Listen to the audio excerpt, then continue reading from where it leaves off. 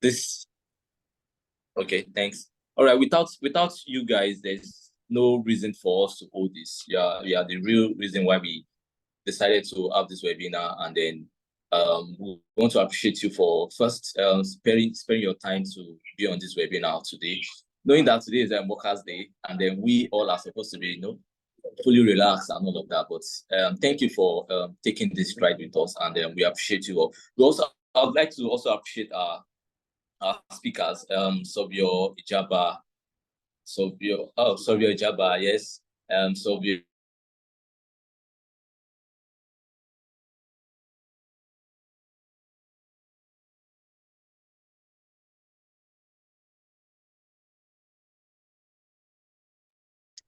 State Chair, sir, are you on the call?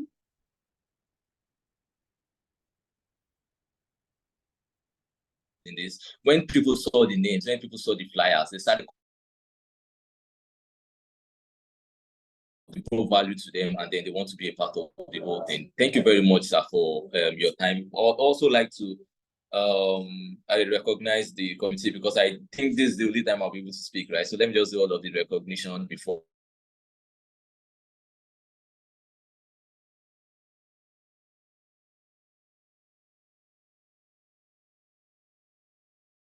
we delve into the whole matter. I'd like to appreciate the committee for bringing this the whole thing fully. So we know that Sobin is a lucrative deal for a lot of us, and then for the fact that we get to work hard, get to earn some little incomes and all of that, but knowing how to structure Sobin itself, knowing how to structure it, and then make sure that we don't just run sites, we run a proper business. It's absolutely necessary. And then also listening to international standards, not just this way. And then, of course, we know that the people coming on, the people who are doing, the speakers are tested and trusted. They've been in this business for a very long time, and then they are not just local. They are not local like some of us who are up and coming. So it's really a good match for every one of us. And I want to use this opportunity to implore every one of us to pay attention, be a part of it, ask questions when necessary, listen well, and then make sure that we get as much as we can get from this, as much knowledge as we can get from this webinar. And then again, to every one of us, those who are joining and those who will join in advance, thank you very much for taking the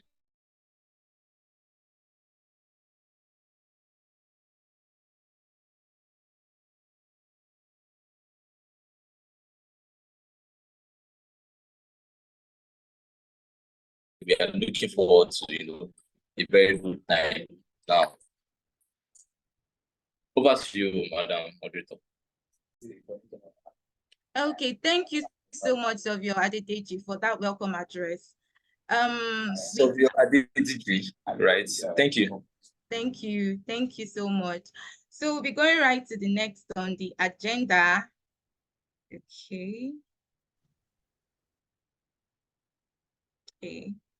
So we'll be going to the first presentation of today, which is titled Building a Corporate Surveying Business, and will be taken by Sovio Olumide Adewebi, FNIS. So I would like to pass the mic to my colleague, to a committee member, Odutayo Emmanuel, who will be taking the citation of Sovio Olumide. Emmanuel, you have the floor, please. Yeah. Good morning, everyone. Good morning. Yeah. Standing on the existing protocol, so permit me to read through the citation of the first speaker of today, in the person of Sovio Olumide Vincent Adewebi, FNIS. Sovio Olumide Vincent Adewebi is an experienced surveyor with over 30 years of experience in this industry. A graduate of famous Federal School of Surveying, Oyo, Nigeria. Is a fellow of the Nigerian Institute of Surveyors, Nigeria's second oldest professional body. He has served as the 16th Secretary General of the institution for 2 terms, 2012 to 2016, and Vice President International from 2021 to 2023. In 2019, the governor of Lagos State, Nigeria, appointed him as a member of Lagos State Fiscal Planning and Building Control Appeal Committee. He was reappointed to serve another 3-year term in 2022. Surveyor Vincent Adewebi, FNIS, is a noted speaker, mentor, and a writer. He is the national coordinator of the SMILE initiative, Surveyor Motivated and Inspired Leadership and Ethics. He is also the author of Business of Surveying, TBS, study series, and the editor-in-chief of the TBS magazine. He's an executive director at the ARMS Geosys Nigeria Limited and Special Geodata Services Limited, both in Nigeria. Permit me to introduce to you the first speaker for today's occasion in the person of Surveyor Vincent Adewebi, FNIS. Thank you very much. Thank you so much, Emmanuel, for that wonderful citation. Surveyor Olumide, sir, please, you have the floor. Should I stop sharing, or do you have a presentation you want to share? Yes, I'd like you to stop sharing so I can share my presentation. Awesome, I'll read that. Thank you. I'm sorry, I have a small cold. So I'll share my screen now.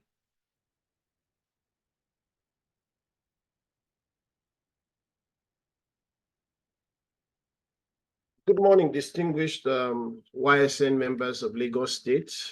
I see that you are drawing from the very rich heritage of the mother branch by being the leading YSN branch in the country. And I'm very sure if we check further, maybe in Africa as a whole. I want to thank you sincerely for not only coming up with this wonderful program, but also for considering me to be one of your speakers. And I feel very much at home with the other co-speakers which you have brought in, distinguished senior colleagues, Surveyor Awofeko and Steve Jaba from Ghana. We'll be talking about navigating corporate land surveying and the strategies for success in corporate land surveying. My presentation will be going through an introduction, a short discussion on understanding corporate land surveying, the pitfalls of solo practice, the benefits of corporate practice, and then I'll talk about nuggets on what you should do now before I eventually conclude.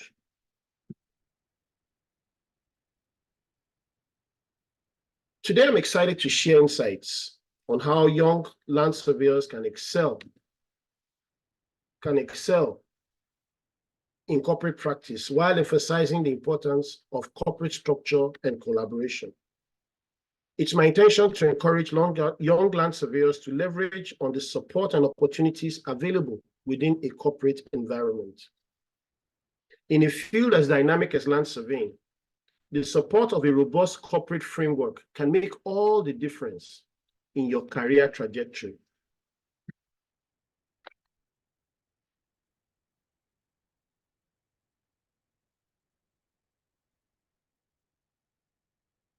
Understanding corporate land surveying.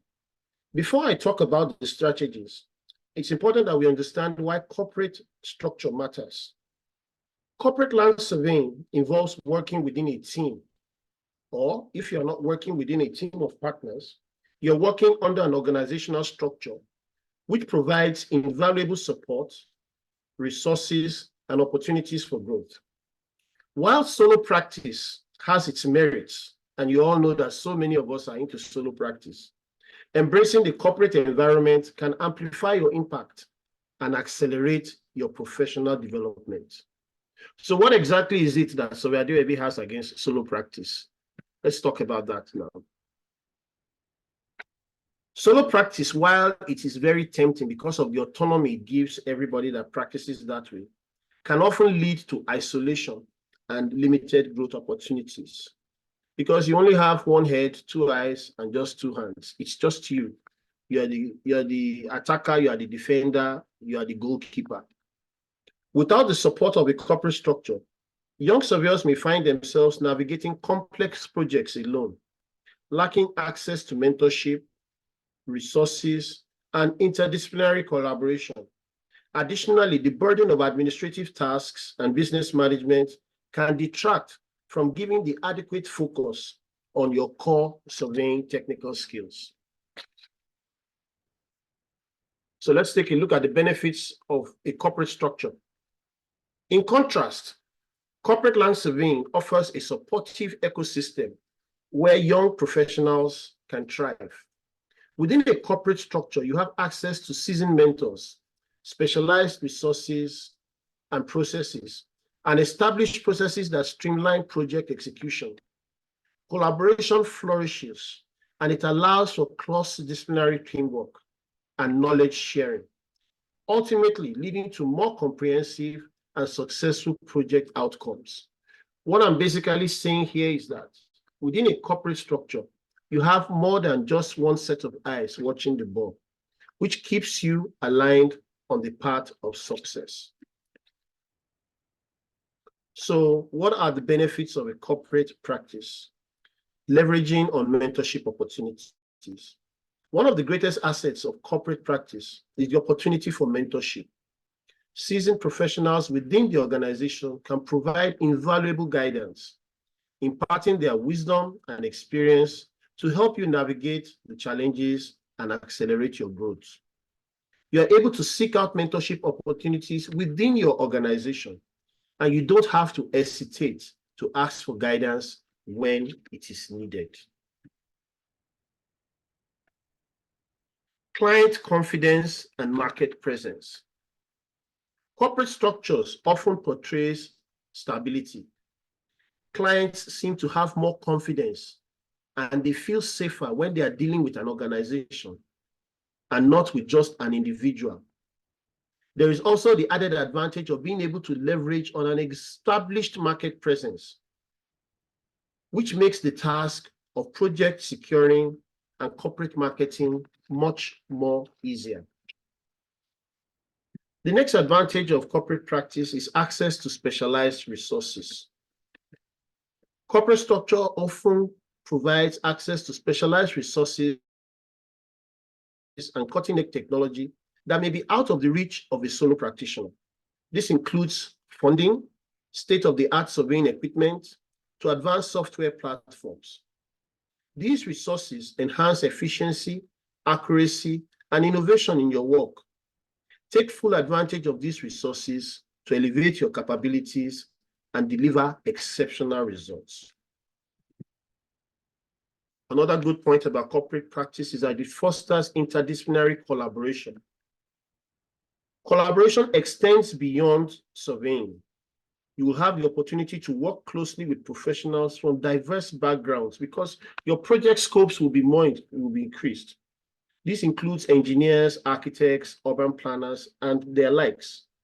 Embracing these opportunities for interdisciplinary collaboration will enrich your perspective, broaden your skill set, and foster creative problem solving.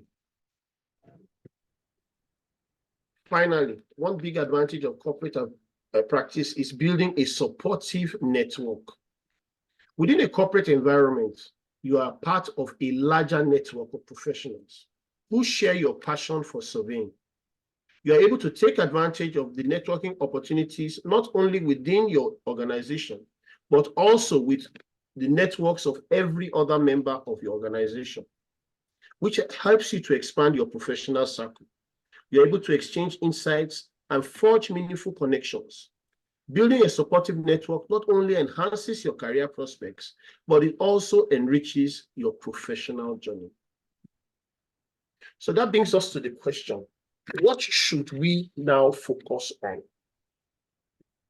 If you have at this point asked yourself, what are you going to do? What is the decision you're going to make?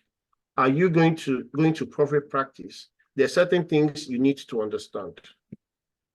You must have confidence. This can only be achieved by gaining the required experience and expertise. Just having qualifications is not enough. You must have a plan. Corporate practice needs planning. What's your plan? Put it down on paper and review it. You must own it. You must be able to brand it. You should develop a strong brand identity that reflects your uniqueness. Relationships. You are in a business to make money, but the focus should always be on building relationships. Service. What matters the most to your client is the experience, What is your service rating? Good is not good enough. Your service rating must end up being exceptional. Embracing innovation and technology. To remain relevant, you must embrace innovation and technology. Quality assurance. Ensure quality by always adhering to industry standards, regulations, and best practices. This you cannot compromise. Business growth. It is always required to see and feel growth. Always seek new opportunities, expansions, and partnerships. A strong team. Build a strong team of skilled professionals that have shared values and visions. Seek value, not friends. Mentorship. Seek mentorship. This will bridge the gaps you have and guide you. So this brings me to the conclusion of my presentation. While solo practice may seem enticing and obviously very easy to enter into, the benefits of having a corporate structure far outweighs the allure of autonomy. Yes, it is true that while you're in corporate practice, you may not always have your way on how to do things. Over time, you build a corporate culture about how you do things, take decisions, or whatever. By embracing the collaborative environment of a corporate land surveying practice, young professionals can access mentorship, specialized resources, interdisciplinary collaborations, and a supportive network that propels their career growth and success. One of the major problems our profession has had over the years is the size of our practices. In engineering, when you see big companies like Julius Berger, Capa di Alberto, and you see the kind of work that they are able to do, you get to understand that they have a strong corporate presence that goes beyond just exchanging and making transactions for naira or dollars. They also have political clout. So it is important that we understand that if we are to practice in a manner that will be enduring, that will be impactful, and most importantly, have a practice that will live after us, it is important that we start looking the way of corporate practice. I hope with this very short presentation, I've been able to at least open your minds to the possibility of considering corporate practice if you are yet to make that decision, or corporate practice if you intend to grow your current practice. Thank you very much for this wonderful opportunity, and I look forward to your questions. God bless you. Thank you. Wow, that was an amazing session there. Thank you so much, Sovia Adewebi, for that wonderful session. I actually jotted some things down. Seek value and not friendship. You cannot compromise quality assurance in a corporate business. Have a strong corporate presence, and I really resonate with that as well. Good is not good enough. Your service rating must be exceptional. That's really, really amazing. Please let us appreciate Sovia Adewebi in the chat session. Let's appreciate him for that wonderful session there. So we'll be going straight into the question and answer session. Please, if you have any question, do raise your hands up, or you type your question down in the chat session. We will read it out and make sure and we will read it out for Sovia Adewebi to answer them. So people are saying, thank you, sir. Thank you, sir. Thank you so much, sir. Okay. Thank you, sir, for the wonderful session. Thank you so much. God bless you. All right. So do you have any question?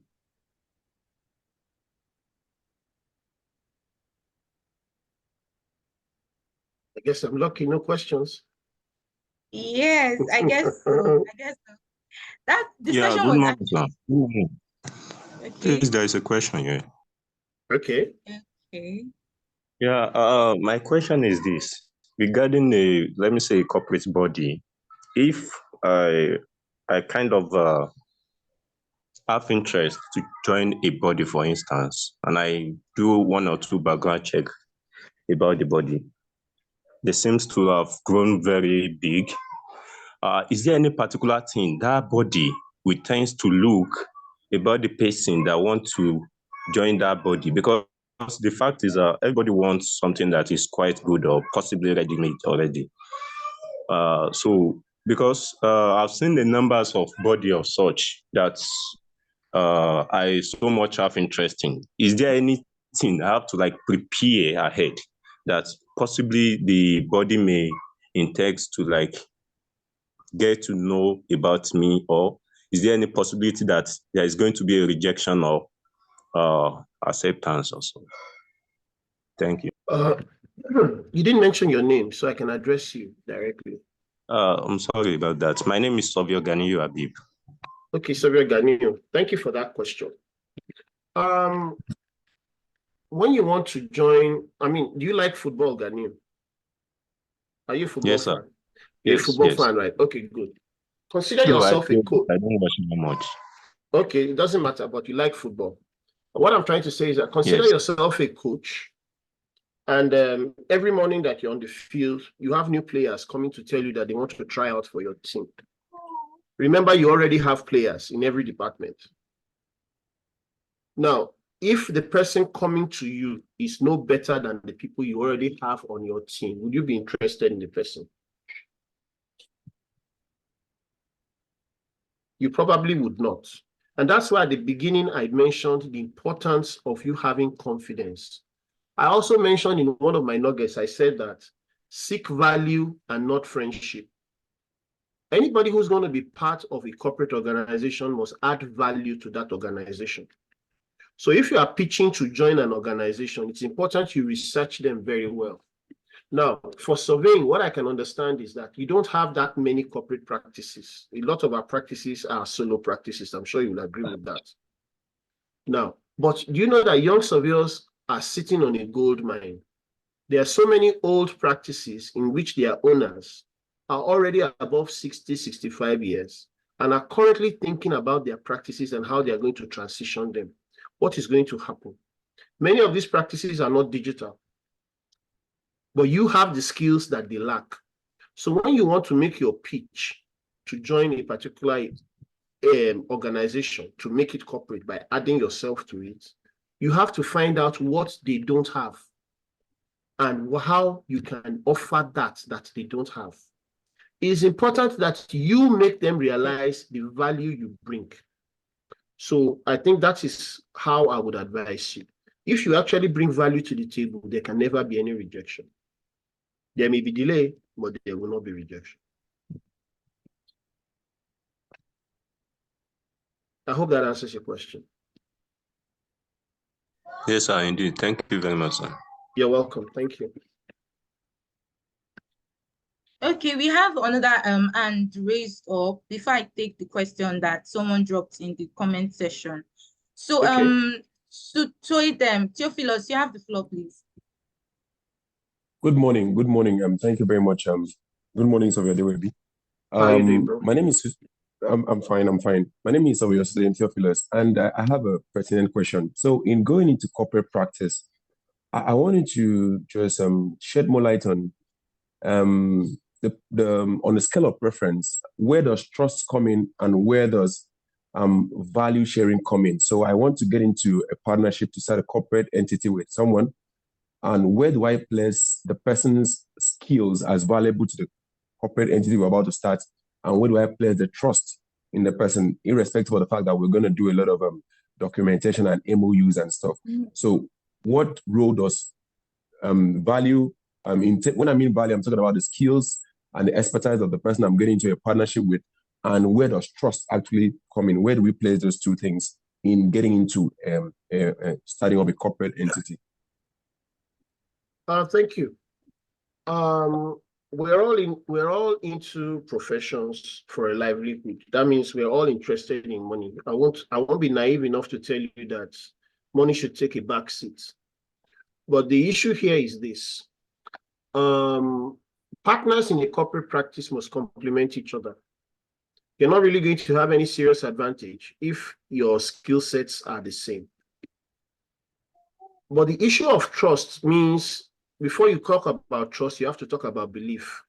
What is your vision for your practice? Does that person buy into your vision? You all have to buy into the vision of the practice. You know, it's going to start one day, and you have to see it as it would be in 50 years' time from the very first day.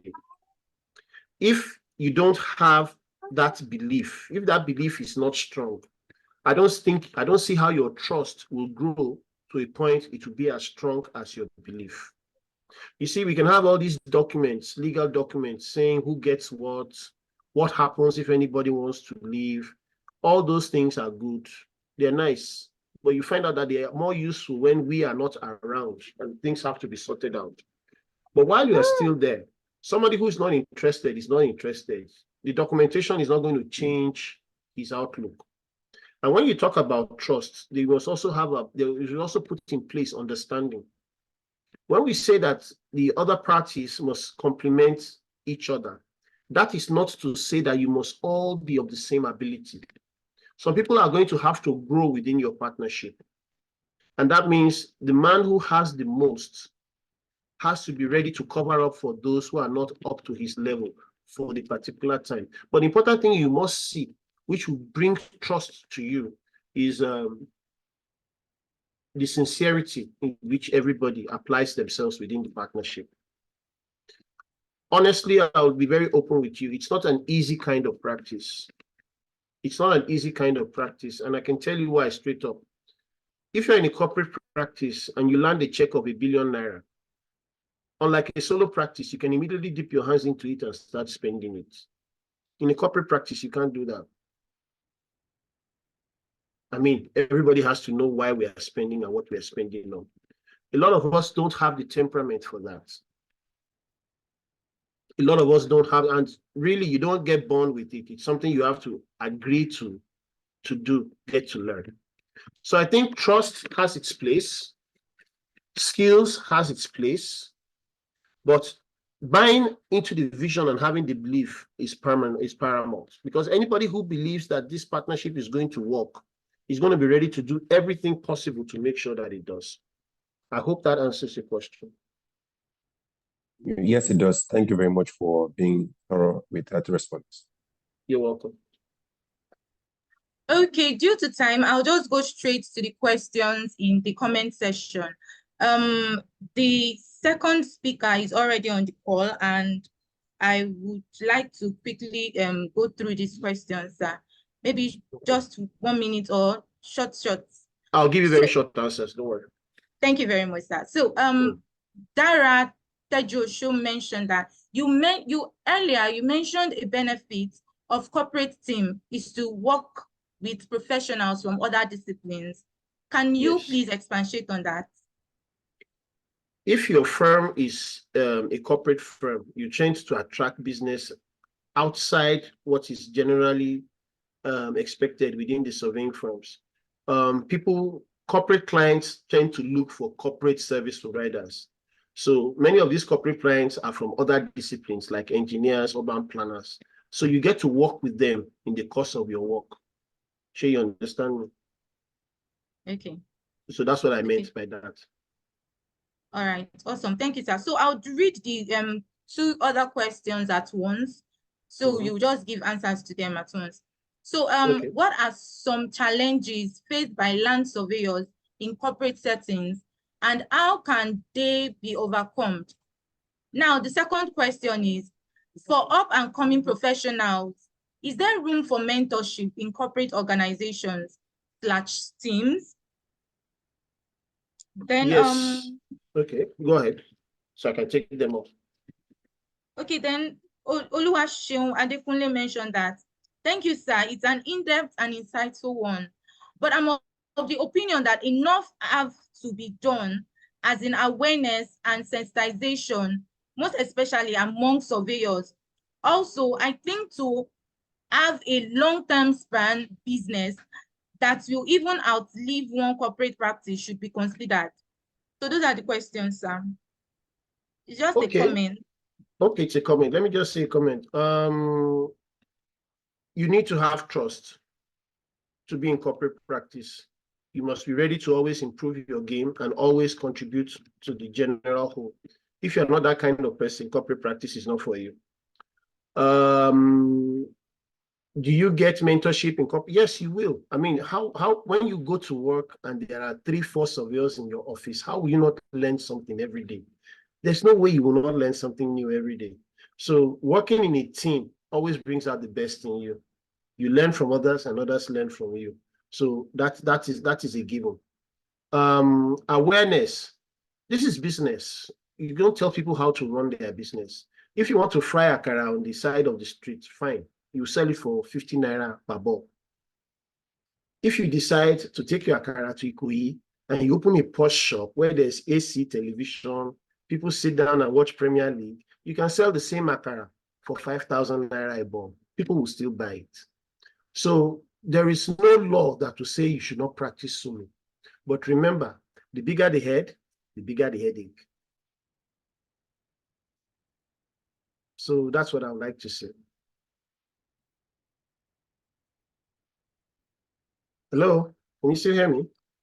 Yes, I can hear you. Thank you Yes, so much.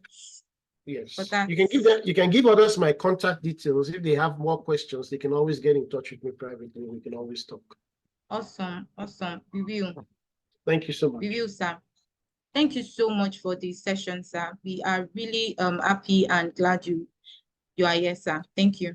It's a pleasure being here. Thank you so much. Thank you, sir. So I hope we are enjoying this session, and this is just the tip of the iceberg. We have 2 other speakers that will be coming on board to talk to us with on different topics. So I'm sure that it's a loaded session for us. So let's go right into the second presentation, which is titled How to Develop a Surveying Business Model. How to develop a surveying business model. And this will be taken by Surveyor Stephen Dijaba, who is from Ghana. So please do, so I would be calling on one of the team members in person of Ebun to read Surveyor Stephen Dijaba's citation. Thank you. Ebun, you have the floor, please. Okay, thank you very much. Good morning, everyone. Welcome with me as I'm reading the citation of our guest speaker, Surveyor Stephen Dijaba. Surveyor Stephen Dijaba is a seasoned surveyor in Ghana with close to 30 years of experience, with a passion of precision, innovation, and mentorship. He is the managing director of Geotech System Limited, Ghana. His expertise and passion drive towards land administration, environmental sustainability, geospatial technologies, and youth empowerment has led him to serve on several governmental boards in Ghana and partner with several international organizations. His zeal toward mentorship and helping young people achieve their goal led to the development of Stephen Dijaba Foundation. He is currently the Vice President of the Licensed Surveyor Association of Ghana, LISAG, and a Fellow in Ghana Institute of Surveyor, GHIS. He has been committed to playing his part in the International Federation of Surveyors, FIG, since 1994. He is an honorary member of FIG, chairperson of the FIG Diversity and Inclusion Task Force, co-conference director of the local organizing committee for FIG Working 2024 in Accra, and the FIG vice president, hopefully 2024. So I hereby present our next guest speaker, Surveyor Stephen Dijaba. Thank you so much, Ebun, for that wonderful citation. Surveyor Stephen Dijaba, you have the floor, sir. Thank you. Thank you very much. Yes. Should I stop sharing? You can share my presentation. Oh, do you have? Can you send it in, or would you share from your end? No, I'm using an iPad. I sent it to you earlier. Okay. You don't have it? No, can you please share it again? Moment. Okay, let me stop sharing. Let me send it to you quickly. Okay. Sorry, I thought you have received it earlier.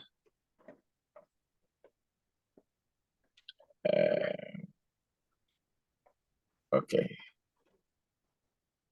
I've sent it to you. Okay, please give me a minute to confirm and probably download it. Okay.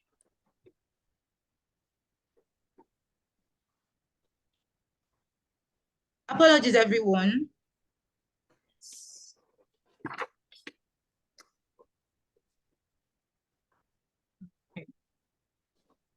Sorry.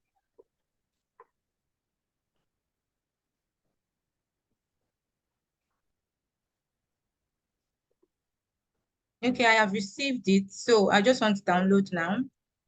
Okay.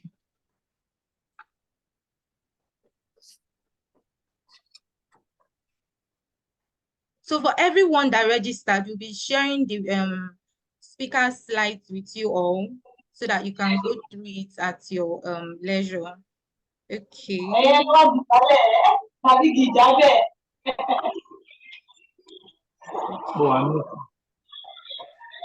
Please, can you mute yourself?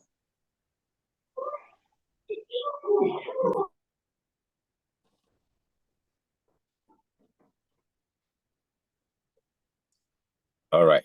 So please confirm you can see my screen. Yes, I can see now. Okay. So let me put it in presentation mode. Okay. Okay. All right. Yeah. Please just tell Yes, me, you can just say next for me to move to the next slide. All right. Yeah, thank you this morning, Sarah. And a good morning to esteemed members of the Young Surveyors Network of Nigeria. I'm deeply honored this morning to come before you today to discuss the topic, a paramount of importance, how to develop a surveying business model. I'll place emphasis on developing a sustainable business model with international standard as a pathway to navigating the survey profession in the 21st century. Sorry, I was combining two programs today, and I had to get out and come and join in my car to have the presentation with you. I must mention here that YSM members, your commitment to advancing the surveying profession is commendable. And I'm thrilled to engage this vital conversation with such a dynamic group of young professionals in Nigeria. And next slide. I would like us to look at the next slide, please. Yes, okay. Yeah, sorry, Okay. it has moved. All right. So I would like us to look at understanding the surveying business landscape. We all know the rapid evolving in the world, especially surveying industry in Nigeria. And we can also look at some technological advancement to increasing demand of globalization. We know that survey has grown from those traditional methods of survey work to a lot of technology. You can imagine about drone, talk about laser, and other things as well. And then looking also at a rapid urbanization present both opportunity and challenge. In many countries, farm lands are being converted into estate properties. And these are challenges because we are losing land for agriculture, but we are developing into a smart city and other things like that. So there is an opportunity also for land surveyors, especially young ones, for us to look at what kind of opportunity can we embrace with this kind of challenge that is also facing global warming. And it is a way out for us to look at how do we sustain our profession also along. And young people always might think that they finish school and there's no work to be done. They'll be struggling, searching for employment, but there is an opportunity also lies ahead for us. Please, can you move to the next model?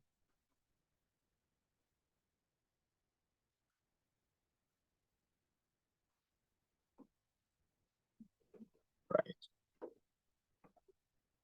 As we try to get the next model, we see ourselves as particularly in the realm of infrastructure, development and urban planning. It creates, just click the cursor to bring the others to follow accordingly. I'm trying to look at this morning some key elements of our survey model. And in the first place, we want to look at the value proposition. I would say that our service must offer a unique value proposition that address a specific need, especially in Nigeria clients. We know there are a lot of survey companies exist in Nigeria, and you are young, you are growing. Do you have space in the survey market? Do you have space in the survey world? What new do you have? That will definitely show that why should somebody leave the old surveyor and come to the new surveyor? So our services will offer a unique value. If you are coming out and you want to set up a business of surveying, you must be able to look at what are you bringing on board that has a value, that is newer, is very creative, is very innovative for the existing survey companies or professionals that some of them might have mentored you, and you are coming out to also set up a new company. What value do you have to show? Then also the next one to look at as a model is the market target. You are just coming out from school and you want to practice your profession. What is the market value or market target you have? There are so much that we cannot think about, so much that is lying out. People have not tapped yet. So as a young fellow, as a young surveyor, coming up to look at practicing, you must be able to look at the target market. Whom are you going to look at? Are you also going to follow only cadastral? Are you only going to look at engineering? So there are other disciplines that you can look around yourself, your environment, that you can see that opportunity and you grab it. So you might need to have an idea of what kind of market available right now. Even before you come out of school, you should be able to come out and looking at some of these things. Let me share this with you. When I finished school in 1994, I came out in my mind straight away that I don't want to work for any government institution. I want to go in future to be a consultant. So what I did was to carry a research to look at how surveying started in Ghana. So that gave me opportunity to meet all the old surveyors that I knew in Ghana, both lecturers, those who are retirement, those who are still working, what kind of instrument they were using. So that gave me a lot of information. So after I got this data in my hands, that became a target market for me. Then quickly, I said to myself, then I want to work for a selling company. Then I applied to work for Sokia Topcon at that time. And then that, because I got this data, it became a target market for me. It was easy for me to move to these people and convince them that there's a new technology of using total station to capture data. At that time, people were just switching out from EDM mounted on tripod, on total station. So I have this market as a target for me, and I was able to approach and make a good business with them on that basis. So you must be able to see the target market that you are going to establish yourself and practice your profession with. And you have to identify in which sector. Is it the real estate development side? Is it infrastructure? Or is it agriculture as a key opportunity for your surveying? In all these disciplines, there's huge opportunity for surveying. Some people have captured the places, but they have worked and have become a norm. There's no innovation. There's no creativity. So it's opportunity for you to look at some of these things and quickly move into it. On the third aspect is looking at the revenue stream. You have to look at the diversified income source that will also come with through services like cadastral mapping, topographic survey, geospatial data analysis. Is a crucial for financial sustainability. So what you need to do is look at the revenue stream, look at these discipline areas where within your country, within your environment, there seems to be a lot of opportunity in this area. So that when you are creating the kind of business you want to work or you want to practice, it will help you to know where to start from. You might not go to a place where there's no cadastre. The place is fully developed. People are not developing again. Then you establish yourself as a cadastral entity or professional. How many people are coming to you to get a work to do? You might not generate any income. You might not have anything there. If you are like, you find where there's a lot of redevelopment, urban planning, and because of that, many people are moving there. Then quickly, you have to look at your kind of business you have to set up that will give you a sustainability. Again, you earn some income also from there. Please, can you give me a next slide? As we move to the next slide, thank you. We should be looking at the resources. Leveraging on technology and forming strategic partnership with engineering firm. You are just coming out from school or you just finished your service and you are looking at, do you work for government? Do you work for private sector? Do you want to get some more experience? So these are some kind of resources that you need to get yourself into. Which area that will give you opportunity that you'll be able to exhibit and also acquire further knowledge for yourself. If you look at going to work in government agency, will you be limited to one particular application? Or if you find sometimes you don't even need to go and work for money.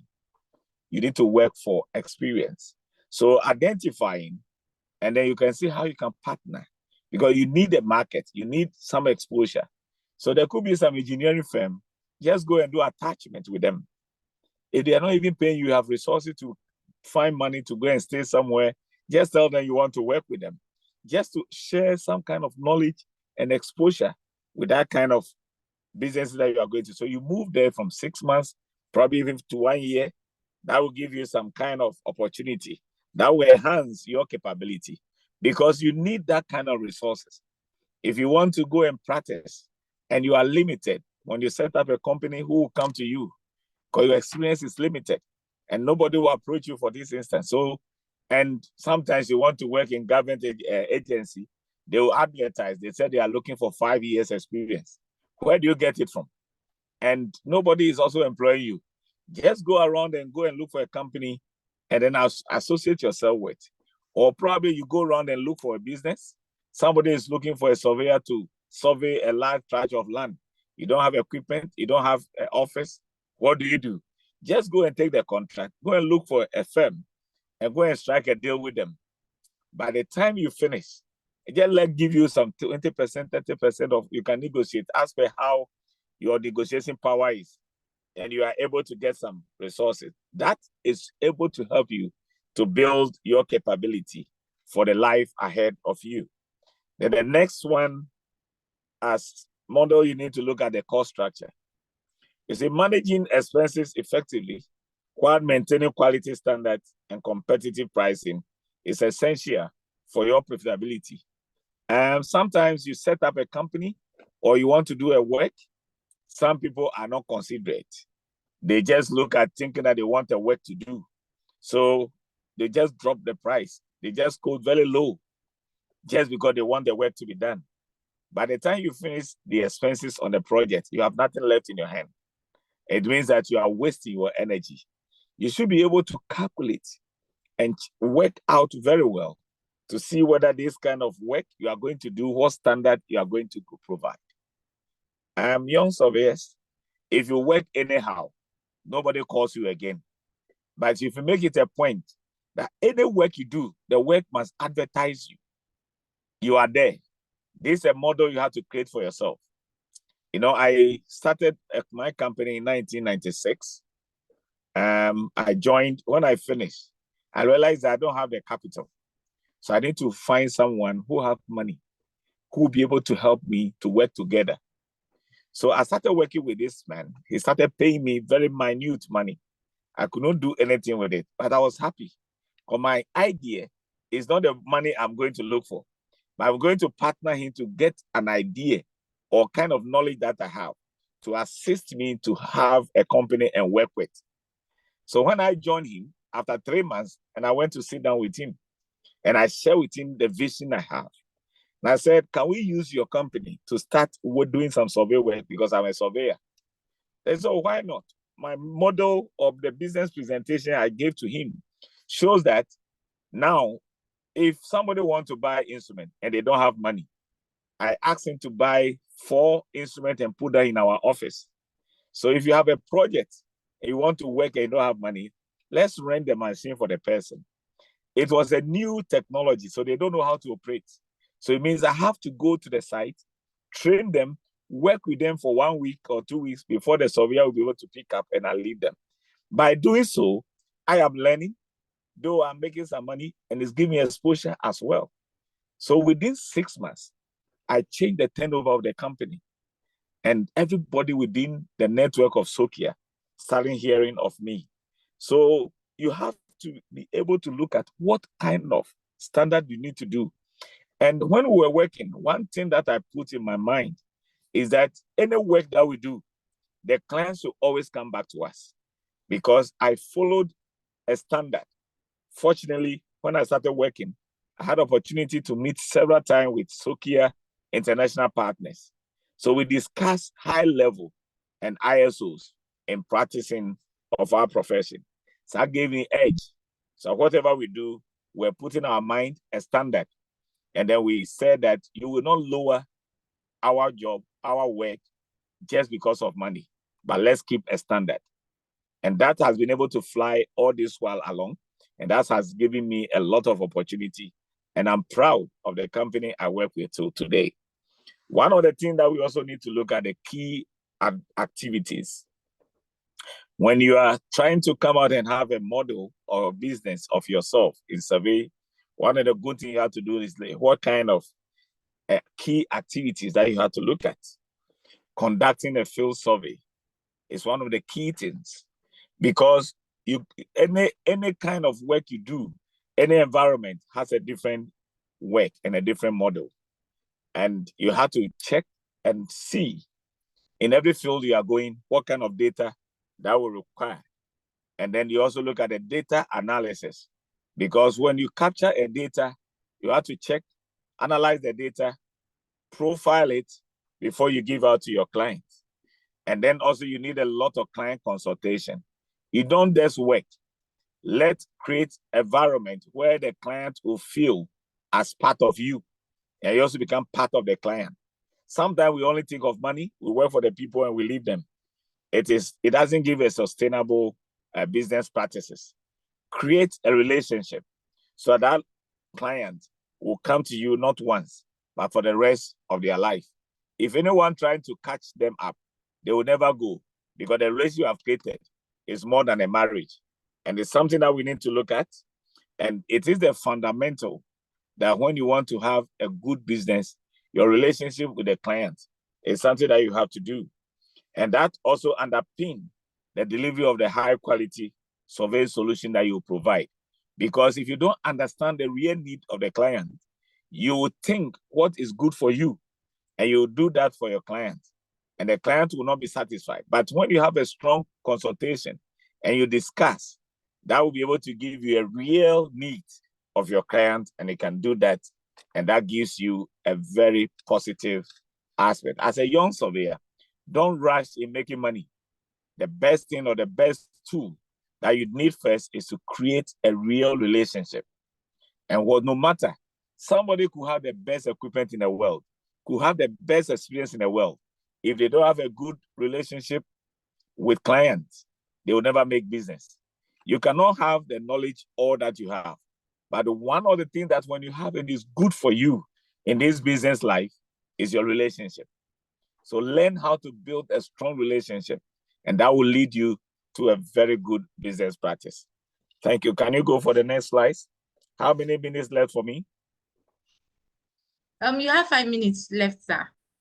Okay, I'll run over quickly. Some of the things will be on the slides for people to go back and look at it. So integrating international standard. One of the things that when you are working, you have to look at it is compliance with ISO, and that will enhance the credibility and reliability of survey services.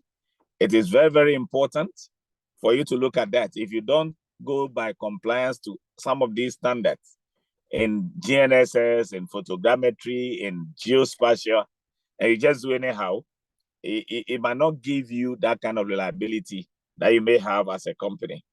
I'll urge us that when you want to work, please learn all those kind of ISOs that are related to our profession. And that gives you a lot of edge, because some companies will definitely follow those one. Can you move to the next slide? Yes. I'm trying to, when we are talking about our business model, you have to know how you are marrying your survey profession with business, and that make you an entrepreneur. Because the practice of starting a new organization, particularly new business, is generally in response to identify opportunity. So if you want to start a business, the business has a different, and you have to look at it. It's not just measuring your distance and computing your coordinate and other things, but business go and you have to look at the activity that they are substantially different depending on the type of organization that it is being started. So you can have a look at what are you going to do and how is it going to do? Do you think of having your own a solo project, or you are looking at going through a part-time to get it done? Sometimes people have to work and do something otherwise. Or the major undertakings that create many job opportunities for other people also to join in. You can create an idea. You may not necessarily have your own business, but you create the business model in your mind and you sell it. You look for people, discuss with them, and then they take the idea and you can make so much money that you are not putting yourself into it, but you are making money with your mind and your brain. Let's move on.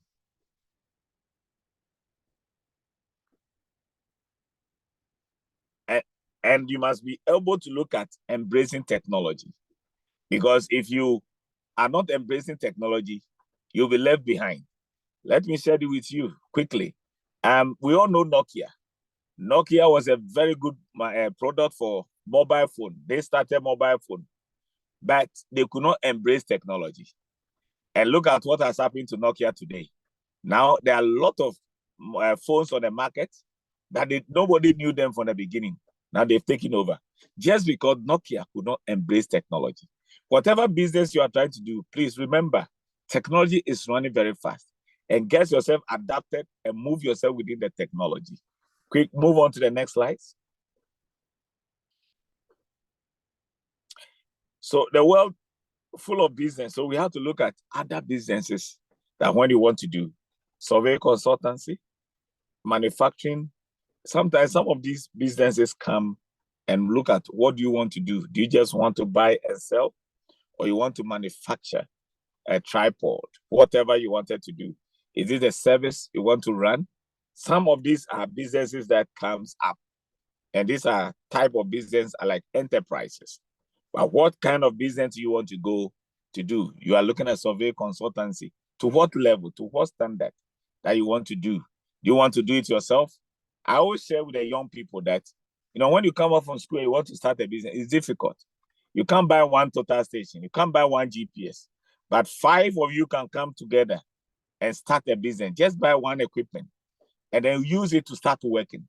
Then make it a point that you'll use the revenue to buy more equipment and you can share. When you give yourself 5 years or 10 years and you want to separate out again, meaning that you are working to make income and use that one to establish a business that you wanted to do. I know I don't have my time. The slides will be there for many people to look at it. I would like to end so that there will be other questions and I can answer. But one I will say before I finish is that we must be looking at creating a sustainable and a resilient business models. A business that when you finish, you die, the business must survive. You don't just create a business, eat and die, but create a business that it will give you a longer and can stand the test of time. If you do that, your children or friends or community will really, really appreciate that. And that will give you a hope. That will give you the kind of impact you have to give to society. That will be able to promote social responsibility. When you do this, whatever you are doing in the community, it helps people to be able to remember who you are. I always tell people you can't be a surveyor, that you die and nobody remembers you. That it's better not to be a surveyor. Be a surveyor that anywhere you pass, when you leave the place, people should always remember you. And this is a kind of model that when you have in your mind, you are leaving a benchmark. So create a model that your business will be like a benchmark, that people will be looking for you at all times. And whatever changes that is coming, you should be able to have it and sustain. Other than that, when new technology, like today, drone technology is driving all profession. What are we doing to embrace it? In conclusion, I will say that developing a sustainable business model grounded in international is essential for a long-term success of young surveyors. We are young and we have a long life for us that we need to do. And in Nigeria, survey will not die. The last plant will die when there's no surveyor.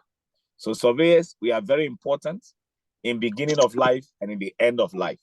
We must be able to get ourselves by understanding the surveying landscape.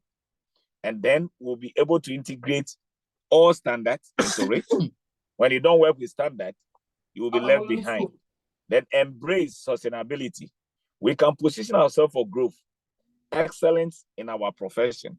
And at the end, I urge you all to apply insight, gain from this discussion of your own surveying practices so that you create a model for yourself, you create identity for yourself, you continue striving in excellency and all that endeavor that you do. Once again, I extend my heartfelt gratitude to the Young Surveyors Network of Nigeria for organizing this event and for your unwavering dedication to advancement of your profession. Together, let us continue to innovate, collaborate, uphold the highest standard of professionalism. And as we navigate the exciting journey ahead, we'll be able to arrive at our own destination. And surveying will become the key and the bread of our life. Thank you for giving this opportunity. The slides will be there for you to follow. And later you can ask questions through Sarah and I'll respond to you. Thank you so much. Thank you so much, Surveyor Stephen. That was an excellent presentation. Everyone, I am sure you learned one or two things and you know that the session was very, very insightful. Let's drop our appreciation to Surveyor Stephen in the comment section. I actually jotted some things down. The first is embrace technology. Do not rush to making money. The first tool as a young surveyor is to have a good relationship with clients. And when you have that good relationship with clients, you'd be able to know exactly what they want and build a sustainable business through that. We must look at creating a resilient and sustainable business model that even when we are gone, the business still thrives. As surveyors, we are very important in the environment, in the world, and no surveyor, even after their death, would not be remembered, would definitely still be remembered. Every environment and work have a different model entirely. Do your research on the one you want and the business you want to go into. So thank you so much, sir. So we are going straight to the question segment.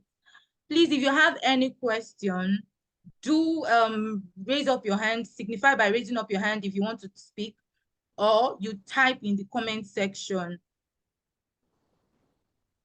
Okay, people are saying, thank you, sir. Thank you, sir.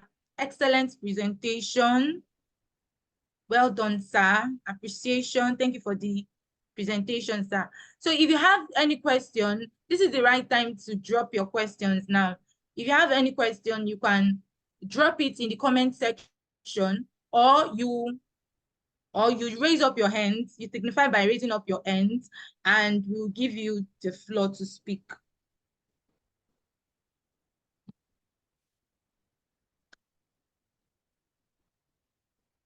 So we are waiting for you all.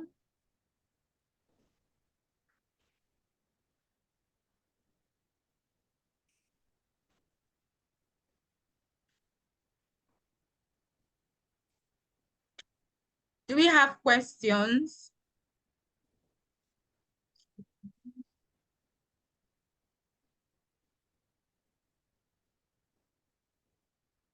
I'm going through the comment section to see if there are questions.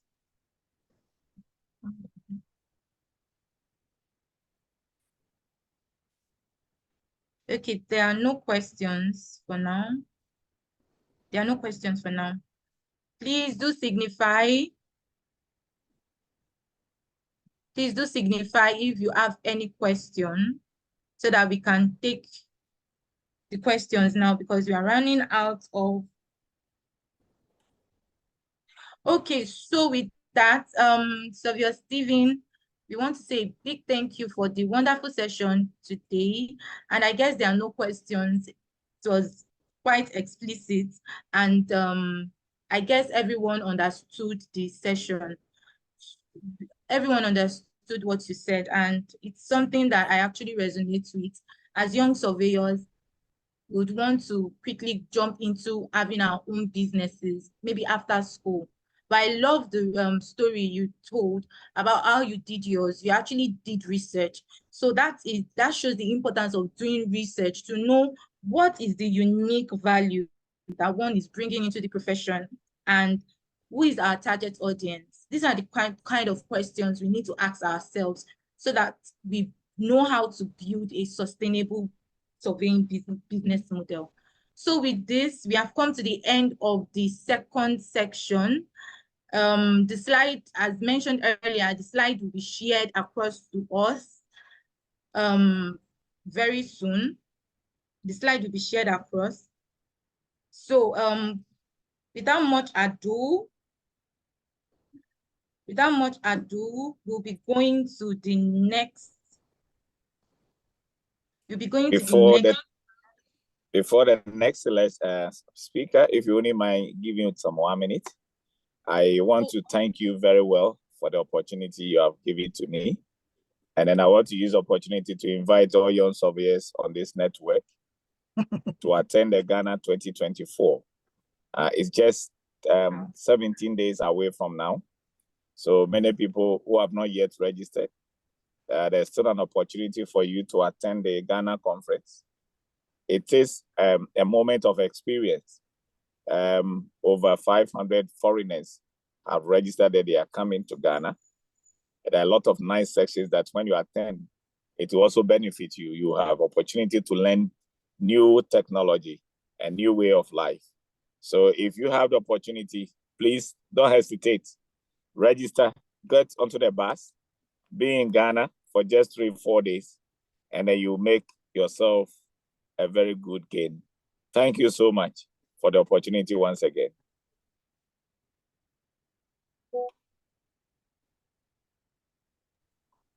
Thank you so much, sir. And we are happy that the FIG conference is happening in Africa now.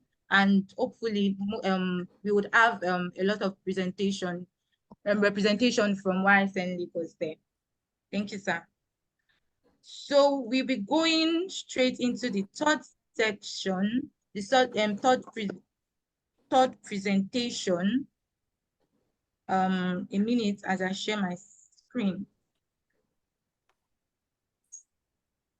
So please confirm you can see my screen. Can someone please confirm you can see my screen? Yes, I can see your screen here. Okay, thank you so much. So we know it has been a very insightful session throughout this webinar, and we'll heading to the last presentation of today, which is titled How to Foster Effective Collaboration in Surveying Business.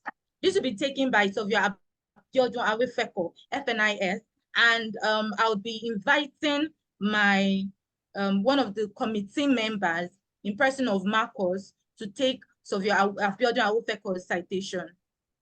Thank you. Marcus, you have the floor, please. Okay, yeah.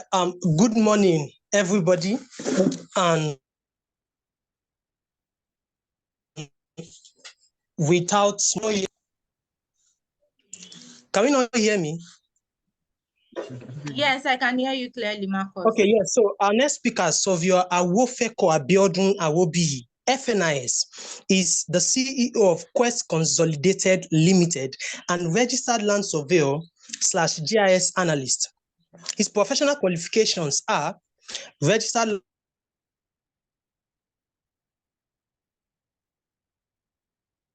land surveyor in Surveyors Council of Nigeria, a microsurvey incorporated in Canada, is a certified UAV pilot, GeoConcept Germany, a South UAV / UAS training certificate. He has worked in various states such as Bauchi, Benue, and trained registered surveyors.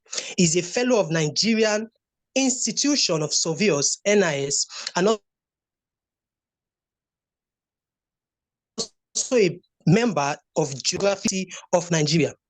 He has attended and still attending both international and regional conferences, as well as proper presentations, both home and abroad. With an innovation, can we welcome our guest speaker, Surveyor Awefeko? Thank you very much. Thank you very much so for welcoming. Abiodun. Yes. Can you hear me? Thank you so much. Yes, sir, we can hear you, good. sir. Oh, very great. So, very great. Sorry, do you want me to share your slide? Do you want me to present your slide, sir? Well, you can present it, but I want to even, because I want to be a bit different so that we can learn more. Because I stand within the two presenters. Okay. Surveyor Adewebi is a brother and a colleague in the business. And Stephen Jaba also, Surveyor Stephen Jaba also is a friend we are very close in Ghana also. So I stand within the two. Maybe with my own experience, I'll be able to share with the young surveyor how we can collaborate internationally, so that we can have an international best practice. Because from experience also, we have office in Nigeria and we have in Ghana also, which Jaba also is aware. So I just want to share that two concepts so that we can see. And one great thing also I've learned this morning also, is that Adewebi has already brought out everything we need to know about this collaboration. And also, Steve Jaba also have already brought everything, the best practice you need to go through as a young surveyor, what we need to know. And we don't rush for money. We just rush for experience and the skill, and the money will surely come. So that we don't just die for nothing. We must die so that our name will continue to be resident in the heart of people in that field where you find yourself. So that's my first message. So my topic, as you said, is for me how to foster effective collaboration in surveying business. I want this section to be an interactive section, in the sense that you might be asking questions and said, how do we collaborate? How do we make sure that we have a kind of a survey business that is of international standard, right? Because from the first presenter, he has already made everything so open, because we've been talking of corporate business now. We are not talking of the solo business. And the young ones that we as young surveyor, virtually everybody, whether you get registered or you're about to be registered, your dream is to go into your own practice or start your own business or start your company. And you have to look at these merits and the merit of this thing. Are you going to be there? And at the end of the day, when you pass on, the whole thing will just go off. Nobody will remember you. These are some of the things I want us to look into. So that's why I said we need to know exactly our stand on the corporate entity we want to form. And from the presentation, that's why I say I want to be a bit different so that we can know the intrigues that goes behind this. You know, when you want to form your own collaboration, you want to have your own entity, your company, you know, because it differs. Steve Jobs said something. You have to look at the regional setting of the system you want to set up, of the company you want to set up, because every region have their own standard, even though at the end of the day, it becomes an international standard, you know. So Nigeria have its own standard, and Ghana also have its own standard. So that's why I'm sharing the two, so that we can look at this way, how we can collaborate, even within ourselves, within our local setting, so that we won't just be a solo company or a solo practice, a practitioner, so that we can have a kind of a synergy of work and be able to share the burden. Because most of us as a surveyor, we carry most of these things. We want to share it alone. You know, you are the director, you are the MD, you are the project executor, you are everything. And at the end of the day, it's shortening our lifespans. But if you're able to share this thing with others also, you will notice that you'll be hearing, experience will be coming daily. Every day you are in the office, one or two person will come with another different idea so that you can find yourself. So one thing I want us to know before we even go into all these things, because as a young surveyor, we might be thinking of setting up a company. First thing you need to know is that, how do I know what name do I want to give that company? What name that will resonate, that will show the picture of, let's say, surveying, as we say, because we are dealing with surveying now. They know that will show the picture of the company, of the background of the company, right? So you need to identify your company name. You know, if you are going in collaboration, you know, that's what I mean now. You need to identify your company name. Most of us, we know we have Geomap, Geometrics company, consultancy, and what have you. So you need to have a name that people will hear that name, because we might say this thing is very small. We might look at it, you know, their names, you know, we have, maybe my name is Abiodun now. I can have Abiodun and Associates. You know, is it a name that resonates for a business, or it just cocoon me into one location and say, okay, Abiodun and Associates and surveying also. But you need to have a name that might be broadened, that people will look at that name. Let me give you a case study of our own company name. We call it Quest. Quest is an acronym. You know, it's an acronym for quality surveying, quality engineering, and surveying technology, right? These are something that one has to think and meditate on before you just form a name, a company name. So these are some of the things, and we have other names also, you know, that are so resonant that you can look at it, that anybody that hear that name, they will know exactly what that company stands for. So it's very important. Don't let us just put any name and say, okay, because we are collaborating, maybe we have 2 or 3 people, we just call our name and match our name, maybe, and say this. No, look at a name. If you can match 3 names, there's nothing bad. If that name have a meaning that can boost the image of that company internationally, so that when they read the name, they will know that this is an international company, or these are the name of the company. So I want us to look at that name. Very important. You need to identify the name you want to give to your company. And, you know, he said something, Jabba said something. He said, you need to study the areas, you know, of each region you want to have the collaboration, even within states in Nigeria. You know, so you might say we have a corporate organization in Nigeria that can do your registration. You can have state registration also. Let's look at it in Lagos State. You know, Lagos State also register enterprise. It might not be a limited liability company. So you need to study the region. So if you are going international also, you want to have an international inclusive company also, you need to have a name to make sure that anywhere that name is being mentioned over there, it can resonate into their in their registry, so that they can have a book of that name. Because each country, if you look at what happened recently in Nigeria, this Binance or this cryptocurrency company, the government is suing them because they didn't have a register, even though they are operating in the country, making money, but they are not registered in the CAC of Nigeria. So, which is a crime. So that's why if we want to have international collaboration with any other person outside, even within the locality where we are, we need to make sure that we have a register of your company name, either in that environment where you find yourself, that location where you find yourself. so that you don't commit, you don't go against the law of the land, which is very important. So that's why I said company registration is very relevant, with relevant agency is very important. So I've already identified for you guys the name you want to use for your company. You need to make sure that you have the name. But, I'm discussing now as a corporate entity. I'm not talking as a solo practice now, because I want us to debase our mind from these solo practices where we find ourselves, because most often we are coming from that background. Most of us that did the IT one, so maybe you are coming from a background where people just come up and say, okay, I'm Kinikon and associate and what have you. Even those ones that even register a limited liability company, they are still operating also as a solo entity.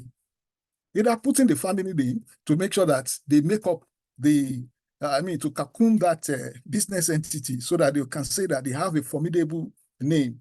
But it goes beyond that, because we are talking of who will be there when you are gone, so that the company can sustain himself even when you are not there. And that is the emphasis Steve Jabba was telling us in his presentation, that we have to make sure that this company exists even beyond the founder. So, which is very important. And this is where we find ourselves in this meeting where we are finding ourselves now, so that we can know exactly what we need to do. Now, and I put forward also, I said, before you have to make sure that you register the company, with the entity. Like in Nigeria, we have CAC. You have CAC where you register your company, which most of us might even be a bit scared to even do. We look at it and say, maybe it's something that is bogus to do. But because we have not tried, this thing can be done online. Your company registration can come out within less than 24 hours. If you do all the needful something that you need to do online, all the paper they ask you, if you're able to present it, within 24 hours, you have your company registered, right? Even though in the registrar, the company registrar also, they have list of companies you cannot repeat. They will always give you a kind of a model that, okay, you can put your company, if you say you want to have a GeoMap. Maybe another company is already existing to call it GeoMap. I'm talking of Nigerian case now, right? They can add to you and say, okay, you can put it GeoMapping, and company limited. They have a kind of a way they juggle those things in their system. So it has made the system so easy for us to have a registered company name now. So the only thing that is there is the fees we are going to pay, right? Which is the statutory fees you are going to pay, right? If you make all those payments, your company registration certificate will be out within a week, so which is very important. And again, I want us to even identify this area also, because you need to have team. Because if you want to have a company registration, from the two presenters also, if you want to have a corporate company practice, you need to have your team. And your team should be flexible. Flexible in the sense that you can still add additional skill into the team also. Anybody, you might come in terms of, maybe one of you is rich, he has the technical know-how to bring in the equipment, so you can have a collaborate. You have a collab with that person, So by the end of the day, you have a solid team that when they mention the name of the company, either in the any years or the future, they will still there and say, this company has been existing for this profession, for this area. Because if you look at it also, surveying is a vast profession. And we limit ourselves so low to one area alone. Survey is so vast that you can't be good in all the area. In geodesy, in hydro, in cadastra. If you mention cadastra also is very skillful, right? So you have to know how you arrange yourself so that most of the job you are doing, someone might be good in that area. That person might be in that office of that cadastra system. Others might be in different area, of the surveying profession itself, so that they can now, you form a team, and the sharing formula must have been split out. You must have stated out that, okay, if we are two, we are collaborating. Okay, well, let's start with two of us, So if you have staff, you have to make sure that there are incentives that you need to have. Now, I go further also on this, identify the role of each of the contributor also, because surveying is a skillful profession. You can't be good in all the aspects of surveying. You can't tell me you are good in geodesy, you are good in hydro, you are good in drone or any other aspect of surveying you are talking of, right? So you are good in cadastra. You can't do it all alone. So you need to have someone either that is versatile, or you concentrate yourself on this department of the area you find yourself, so that one person is the director of this department, this one also this department. There are a lot of things we can do. Like in our own case, how do we come about sales of equipment? Right? It's because we have variety of departments in the office where each person handles. And on this, by this handling of this department, we're able to identify some of us that are good in repairing equipment, right? So which make it easier for us to say, okay, we want to collaborate in buying and selling of equipment, right? But our major task really is the project execution. Note, is the project execution, because that is our major task, right? So that we can have in every sphere of the system, you can see us there. Either in the LiDAR technology, you can see us there. Either in any of the field of surveying, soil test, you can see us there, right? So this is very important, because you have to collaborate with yourself, and you need to have a sharing formula on every project which you have, which Adewebi have already said it all. That is an intentional act.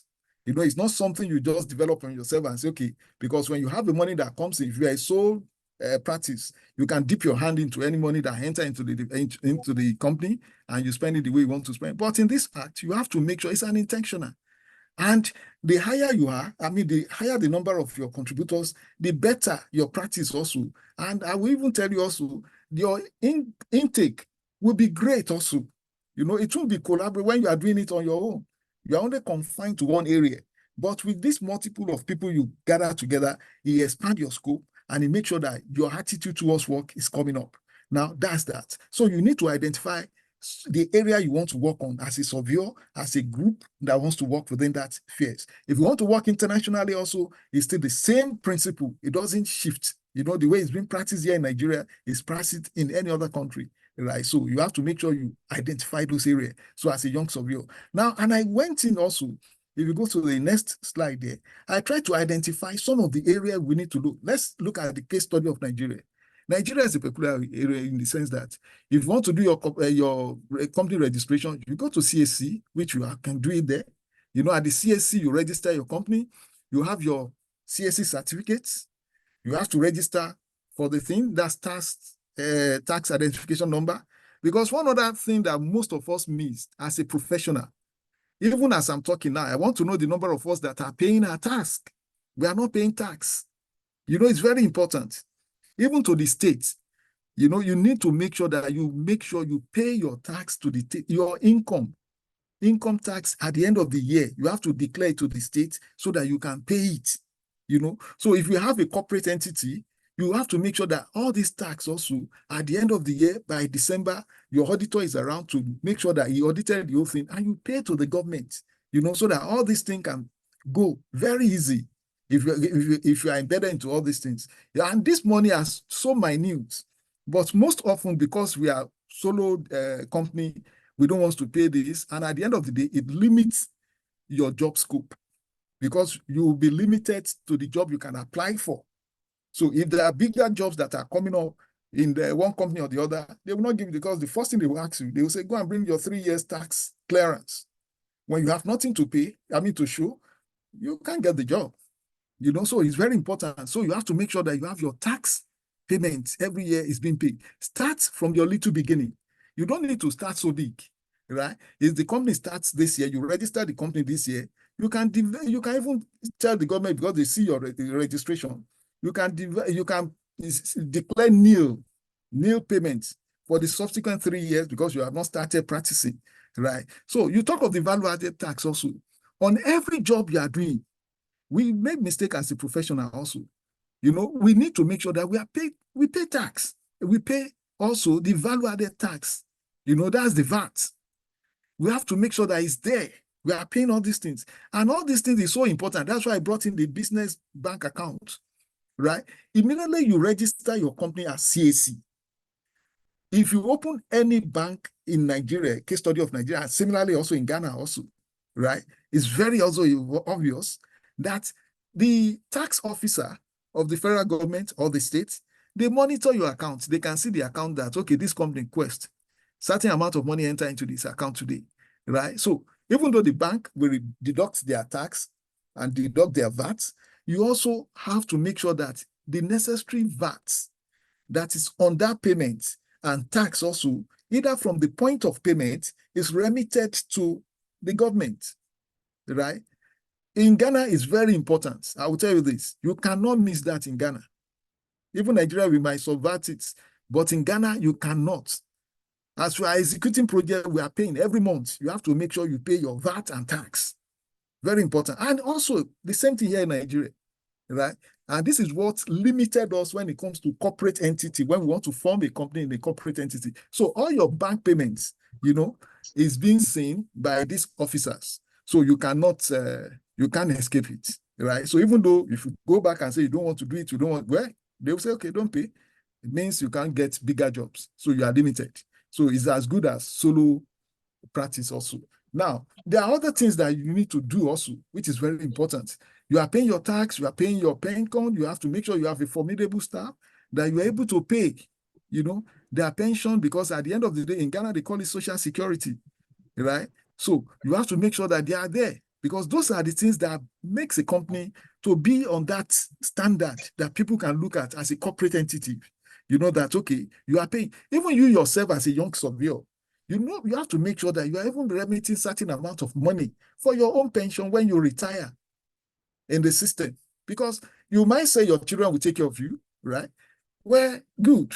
But the best thing you need to do also is for you to have certain remittance that you've already budgeted and you've been paying as a pension for yourself, so that in future you can have this money as a fallback, you know, even when you'll be getting money from the system also, this won't become a fallback, because when you're 60 in Nigerian time, you're supposed to be getting you're supposed to have retired, you know. So, but if you are still active, like people like us, you know, we still go to office, you know, so, and we still pay our pensions, you know, every month. This is very important. And there are other things also that is there also that you have to make sure you have. Your national social security insurance also has to be there for your workers, you know, which is being collected in Nigeria, in Nigerian case. They make sure that you pay social insurance for your staffs in case of accidents. And yearly, these are money we pay, because these are things that we miss and say, okay, do we need all these things? No, I don't need. And you also pay what I call, which is not here, ITF, Industrial Training Fund. Industrial Training Fund, that one also is percentage of your income in the year. It's stipulated in their law. So you make sure that you pay your ITF. The ITF also is meant for you for training. Even though most of us that pay the ITF, we don't even use it. But I will tell you the truth of it is this. They identify in you can apply. Your staff can apply and do some basic training, either maybe in security, either in molding or anything. The ITF fund that you have been paying for so long will be the one to use. They will use that money to pay for the staff for that training. That is the meaning of that ITF. You know, so the social security you pay also, that one also is for in case of accidental something in field of work, you know, so you do that. And with all this payment you have been doing all through the year, you have been doing it, at the end of the day, there's what we call IRR. That's a certificate that will confirm that that company is in business, is a corporate entity that is working very, very well, you know. So that's Bureau for Public Procurement Department. They issue that certificate because every of these payments you are making to have a corporate entity, there is a department that monitor it. If you pay your NISTF, ITF, your pension of your worker, you are paying your tax, everything is going, your VAT is going in, that company is taking it, that system, it's a system in Nigeria that took all those things, recognized those things. So at the end of the year, you can now have a certificate that will come out and say you have your IRR certificate, which is very important. So which most of us do normally miss those things and say, okay, because we don't need, you need all these things, you know, for you to have a corporate entity. Now, in case of Ghana also, which is also the same thing. That's why I say most of these things, as Steve Jabba have said it, it's peculiar to the region, which is the same thing. I remember the early stage when we were there in Ghana, you know, the issue of tax became an issue in the sense that even myself, as I'm talking to you, I pay tax every month, right? So I was looking at it that we have to deduct the tax once They say, no, every month I have to be paying the tax. And we are paying tax every month. Every of the staff over there are paying. And we have a department, I mean, it's a agency in Ghana, they call it GRA. That's Ghana Revenue Authority. They don't pay, in short, they don't pay when it comes to VAT and tax. They can close down a company. So you need to make sure that if you want to go international collaboration, you need to make sure that you are armed with some of these things, that you cannot subvert one and say because you are a foreigner that comes to one country, wants to work. And likewise, also, we have quite a number of the other Ghanaians working in Nigeria, in Abuja here. They are paying all the necessary due they need to pay, and everything is working well. You know, if you can do all these things, these are the things we call collaboration, you know, so that you can have a partner, you know, either both in Ghana or you have it in Nigeria or Senegal or wherever you want to, or even in South Africa. You know, every country have its own peculiarity of how it goes. So these are some of the ingredients you need to have as a young surveyor, that you want to expand your scope and you want your models to be forever. You know, we have a lot of industry, I mean, a survey company that have started in Nigeria that today you cannot mention them anymore. When they were there, you have Zenith, Niger Zenith, you have MapData, you have quite a number of them, you know, because these are things that are not sustainable. We should have sustained them. We don't want to fall into that part. It's a pity I have to mention this name, you know, because I work with them, right? So we, the young one coming up, we need to learn so that we can have a company that will surpass us, that will live after us. That is the theme of this training that we've been having since morning, you know. So please, I want us to embed. Let's go to the second slide and see. Now, look at the, okay, this is the Ghana, okay. In Ghana, if you want to do, you have to go to the Registrar General, which we call the CAC, right? So the CAC, I have quite a number of the certificates I can share with any one of us that want to see. You know, you can have the Registrar General is there. You have to go and identify your tax number. And that your tax number is so unique, right? And any bank you open in Ghana, they ask for everything. They've linked all these things together the way they did it in Nigeria, right? Every of your payments every month is being monitored. If you default, you are going to pay fine, double the fine itself, if not more than that. So if you want to have a sustainable business, you have to, and this thing is so simple. Let's note, even if you have nothing to declare for the months and they're able to see, they are not going to force you to pay. They see it. You can declare none. Both in Nigeria and Ghana, you can say, this month, I have nothing, I didn't make any business, so there's no job that came up, you know, so they would declare it none, you know, so it's there. But for you now to keep money and now say you are not going to pay, that's challenging, because anybody you are paying for also is paying into the bank account, and your bank account is registering all those things. And the bank also is reporting to the necessary agency that you company have bought this, you have done this, you have this job coming in. So these are some of the things we need to learn, you know. And also we have to look at it also, we talk of the social security. The social security in Ghana is embedded. It took in so many things for the staffs and for the insurance of the staffs or the owner of the company itself, right? So we are talking of a corporate entity now, you know, so that in case anything happened, any of the staff retired, he has something to fall on. And I say, okay, at the end of the month, the way we did it in Ghana, in Nigeria, also the way a certain percentage from the office, certain percentage from the staff, from the salary, you know, each month. So they match the two together and they pay it, you know. So, and these are security for the members, I mean, for your staff to have that sense of belonging, that, okay, they want to be part of the team. And also have at the back of your mind also that the junior staff you have today can also become a director in that same organization. That's why I said your corporate entity should be opened. It should be opened for new person, new skill to come in, you know. So you can't have an experienced staff that has been working with you for years, and you now decided, no, because this one is going, oh, let him go. Because the entity we have, both in Nigeria and Ghana, is that when anybody gets licensed or get registered, they also want to go and set up their own company, which is a big setback, you know. So a big setback. Stephen Jabba mentioned how he started. He has to work with a company, and he learned, and he was able to change the modules of that company. You know, so these are some of the things you need to learn and change the module of that company. And it's still part of the company. You know, so you have to look at it that at the end of the day, you become a director in the company, you become whosoever you want to be. You don't need to go and register any name anymore. The name has been there, it has been existing, so you can continue that name. So these are some of the things we need to look at when you want to have a corporate entity, and if you want to have it in an international standard. There are names that are resonate up to today for over 100 years. They are still calling their names. Lipton, Nescafe, all of them are there. Where is it? They are engineering company, Julius Berger, all of them, Sonebune. These are names that has been there from a country for 100 years, 100 decades. They celebrate their 100 decade. Where is it that in our own profession as a surveyor, we just limit ourselves when the leader of the company just pass on, the company just die down. And the records are there. That the people that are there should have been leveraging on to expand. The equipment are there, that they should have modernized to get a bigger equipment. These are the areas I just want us to look into. And we can now look at ourselves and see exactly what we want to be and how we want to go by it. Do I want to be solo practitioner, or I want to be a corporate practitioner? We have to look. This is a profession that is skillful. Our payment is on the skill we acquired. It's on the skill we deliver. It's on the skill we're able to give to our clients and say, this is what we can do for you. And to maintain that standard relationship so that our clients might believe in us and say, when they come to this company, they are able to have solutions to their problem. This is just my take on this presentation. Thank you very much.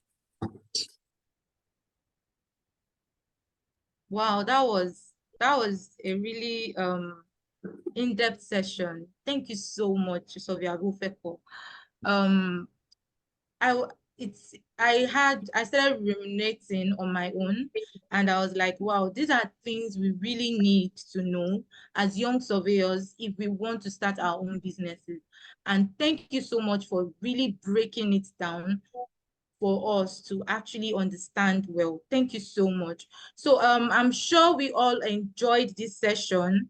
Please let us appreciate Sylvia Agwofeko in the comment section for his brilliant presentation. Let's appreciate him. And with that, we have come to the question and answer segment. If you have any question, please do drop it in the comments, in the chat section. My colleagues are there to collate the questions. And if you want to speak, you can do so by raising up your hand, and would give you permission to speak. Thank you. So while we are getting our questions, let me to stop sharing. While we are collating our questions, there's some things I actually jotted down. A corporate business should be opened. You need to have a certain remittance as pension for yourself, so that when you retire, you can fall back on it. Don't think your children would take care of you and leave that part alone. It's really, really important. Also, we need to collaborate with ourselves and have a sharing formula for every project. So I remembered when Sylvia Dijaba mentioned his own story of how he started his own company. He also mentioned that he had to serve. So we need to get that understanding, the knowledge, and if we need to collaborate with people, we should collaborate with them.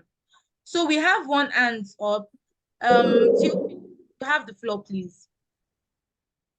All right. Good morning. Thank you very much for the presentation. My question goes this. Now, with all these ethical behaviors that are expected of people in practice, what is the role? Because in reality, we notice that a lot of companies and organizations don't stick with this as these things that have been shared in the last presentation, talking about remuneration of pensions for workers and on the legal documentations and payments to ITF and all that. What is the role of the body that has been set up to regulate the practice of the profession in making sure that these other parts, the legal part of the profession, the legal part of the business is being adhered to? Because I believe it's not just about making sure the technical part of it has been adhered to. These are that part of the business arm of the survey profession. What is the role or what has been the input of SORCON, as the case may be in Nigeria, to ensure that companies, registered survey companies, actually do all this so that they'll be in right standing with government and also carry along the ethical practice? Thank you. Should I answer the question? Hello? Yes, Yes, Mr. please. Go Okay, ahead. good. Mr. Theophilus, if I'm right, that's your name? Yeah. Now, the question we started, Sovio Adeywebi said something. There is those one we call solo practice, there is those one we call corporate practice. There is another solo practice, let me use that word, solo practice, that I give myself Quest Consolidated. I'm using my case study, Quest Consolidated Limited. Now, I might decided to put my children in the registrar of the CAC. I can put a 2-year-old child that just gave birth as part of the directors. Now, I'm not adding this other one. That also is still solo practice. It's not corporate. Even though you have a name, you call it limited, right?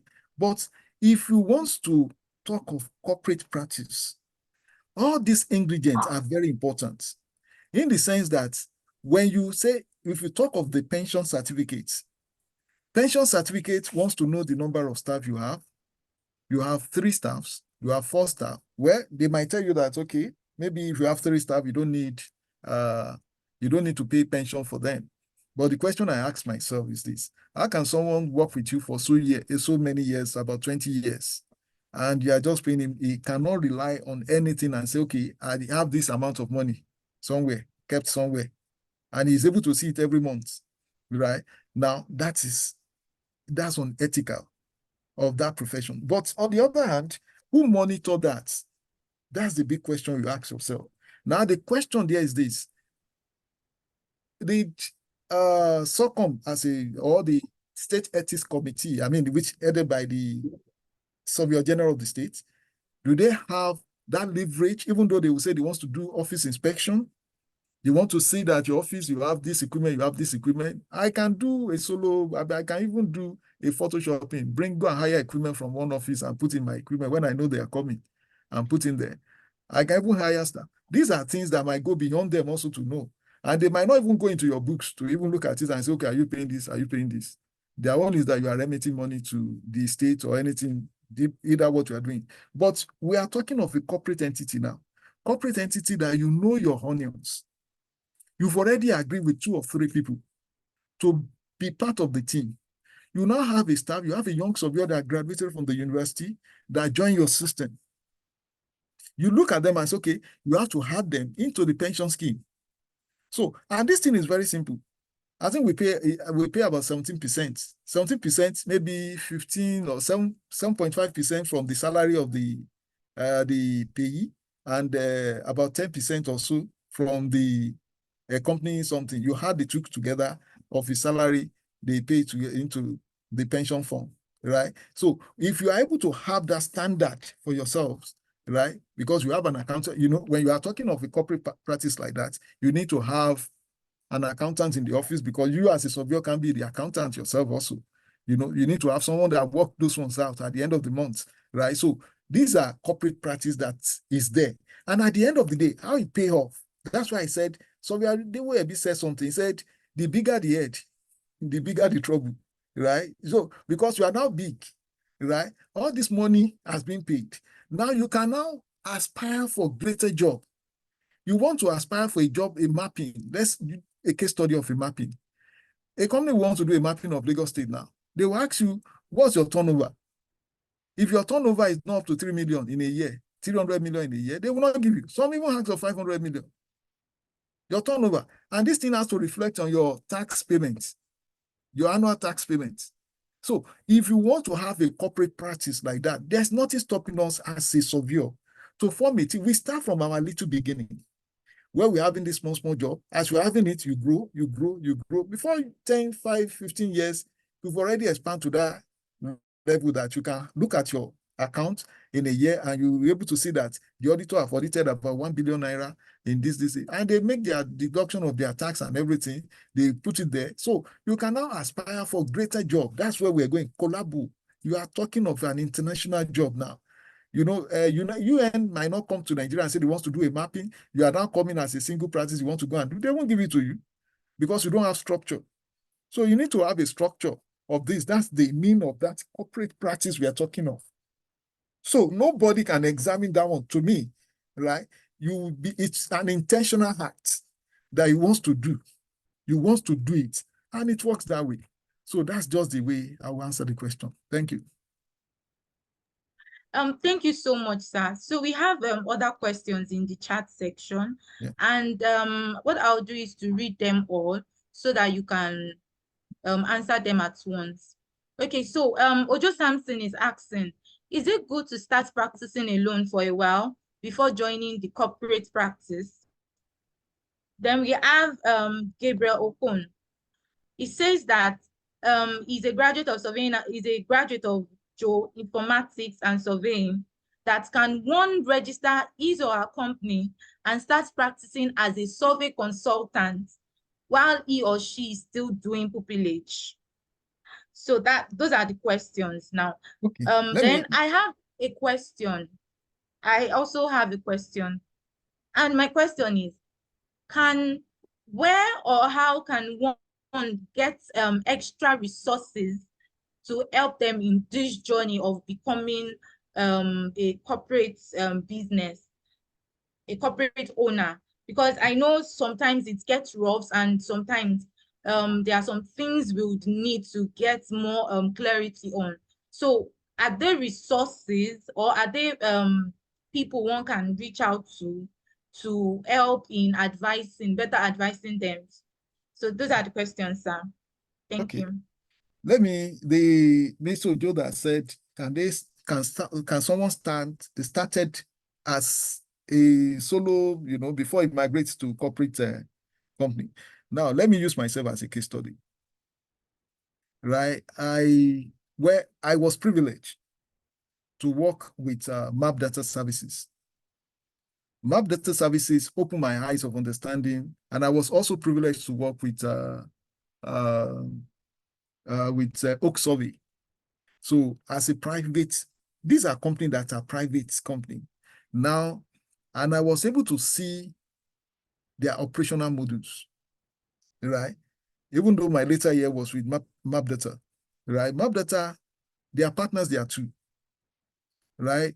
And they gave me a kind of a leverage that was able to see that, okay, this is how these things works, right? Now, unfortunately, when I came out and I met other practitioners, I was surprised what I saw outside. So it was a surprise to me that how can someone be doing job this way, right? Because look at where I'm coming from, because your background also is very important, right? Now, the intention then was that, where can we live? We don't need to leave Map Data now. Map Data has building, has everything, so we can continue the something there, and the name Map Data Services is everywhere, mapping. They know us for mapping. But I've acquired knowledge. But either told the system, the founder didn't see the need for that, right? So all of us that were there, we all split out. Let me just mention a few of three of us. Shibi Otimo and Sovio Fajobi, even though they are still giving us job, from outside, but it was like, let's collabo and continue. But you see, that mistake came. I learned from that. Now, the question there is this. I got registered. I was outside. I look at it this way. I cannot do it alone. Even though I was doing cadastral notes. And I make sure that the certain amount of money I hand in cadastral, I kept it to form a corporate organization, right? So I brought in young surveyors, that were not registered then. I brought them in, two of them. I said, okay, let's form a team and form this thing. They were so happy. They are not. They joined. So when they join, the scope expand, in fairness. The whole thing expand, area I cannot handle there. They can handle it everywhere, working, everybody working. But you see, the major challenge we have, you know, when it comes to this system also, which I've learned from ages now, is that now when everybody go register, I want to go and form my own company, which is good. Can you question anyone not to form his own company? You just can't. So you might have that challenges. But one beautiful thing about the company formed is this. We've already established a company that we've formed a company, even though you can say I'm the major shareholder, we've shared it, right? So all of them still sign the signature, they still sign plans. If I'm not around, they take it to their office and sign the check. You know, so these are some of the challenges. A new crop of people coming up again, right? So I learned that one. When we moved to Ghana also, I have to make sure that, I have to collaborate also, right? So look at where I'm starting. I started as a loan practitioner, very early stage, right? But I know where I was going. You know, I knew that this is what I want to have because I can't be alone. I can't do it alone. I've seen the scope of the profession itself. How can I be doing mapping? How can I be doing hydro? How can I be the one doing the laser scan? How can I be doing the one doing the strata survey, you know, all those soil tests and all these things? How can I be there alone? So you need to have people around you that are good in that field. And we have to train. And this is how we find ourselves to be a corporate entity today. Right. So you need to learn, you need to start from somewhere. There's nothing bad. You know, you now make sure that you have your focus, you're able to identify people that can share their dreams with you, you know, that you can call. And Savio Adewebi can give you a thorough idea with his partner, because I sat down with them, you know, with Pastor, his partner, that you people, how does this thing work? You know, two of you. And they were able to, I remember the early stage when I sat them, I called them, right? So you have to learn from others also, you know, so that you can now have a synergy to work and make sure that you have a solid partner. You know, the issue there we have is this. When it comes to money, right? You can't dip hand into the money. You have to call your partner and say, come, how do we share this money? How do we go? What do we buy? Which equipment is lacking in the office? Whereas you might look at it, you know, these are the dissent when it comes to partnership that some of our surveyors don't like. I knew of one big survey company those days, you know, very big collaborating survey. We normally collaborate when I was in MapData. All of them just decided to go apart. Elderly ones then. Now because of money. So we need to go beyond money. Now we are talking of billions of dollars of money, billions of dollars. Now, you know, I would tell you surveying is a gold mine. It's a gold mine that we are just scratching the surface of what we think we know. I'm okay, I can get 1 million, 2 million. It's a gold mine that we all look at us today in Nigeria in particular, and look at in Ghana also. You know, in Ghana, it's a gold mine. I make a lot of presentation in Ghana, and look at, I share the experience of what we are doing here in Nigeria, in Ghana. When they started it, in Ghana today. Some of the things we need to, future to come, will be making reference and said, this social company, we thank God for the company. So that's just my idea. So the Okay, other so question, thank you so much. the pupillage. Yes, but we are really, Yeah. Sir, can you hear me? I can hear you. Yes, we are really out of time now. We've spent time. So if I would appreciate it if you can just take it within 30 seconds, the two Okay, let me questions. just answer the pupillage that I want to practice also. The way pupillage, well, if you want to, as a pupillage, that's so cool. If you want to start your practice also as a pupillage, if you are mature, you are over 18, you can register a company. But I don't think whom we are working with will be in support of that. You can't be working in a place as a pupillage and you register your company. Why can't you wait within a few years? You can start your own, and you can even join with that same company. If you feel they share your principle, if you feel they share your principle. And the other company you mentioned also, can you start a corporate ownership? Yeah, it's possible. You know, that's why I use myself as a case study. You can register a company yourself and make sure that the company is opened. It is opened, right? And you are flexible to change the term, the memorandum, and said, okay, this person also, Form C, there is a form in Nigeria, we call it CAC 2, Form 2, Form CAC, Form 7, all of them, all those forms. You can easily change them. You can change the director as you want to, so that you can just give it to, go to the registrar. This person also is joining the company. You can start your something, and if you share the same, you need to have the same idea. You are sharing the same principle. You know, that's why I said those ones we started together, they still share the principle with me today. You know, they come around, they share the principle, even though one wants to go into ministry, that was the issue. He wants to go into ministry, the pastor, well, they were good, you know. So these are some of, well, we still share the same principle of what is there. We still share the same idea. When I have projects, I call them, we all sit down together and they proceed. We all look at it together. So these are some of the things we should look at, you know. So you can start your corporate company on your own. Okay, sir. Thank you so much, sir. There is one important question you've not answered. And Yes. please, I would like if you can answer it in maybe 20 seconds. So where can one get resources when they are stuck in this process of becoming a corporate entity? Because I know it's not a day's job. So it's a process on its own. Where can people get more resources or Thank you. advice from? Yes, sir. Thank you. Well, when it comes to resources, that's another area which is very challenging, you know. So, but one, well, let's look at it this way. Talking with Bank of Industry in Nigeria. Bank of Industry is another bank that can assist when it comes to that kind of a thing. If you have a genuine case of what you want to do, not that you want to execute projects, right? So if you have a genuine case that you have something that is germane, that they look at it, you are also have, because when you talk of resources now, you want to do registration, you have to look at it. How much are you going to use in doing your registration? If you want to register a business name entity in Nigeria, I don't think you are going to pay up to 200,000. I don't think so, right? New one now, I don't think so, right? So it's in 150 or thereabouts.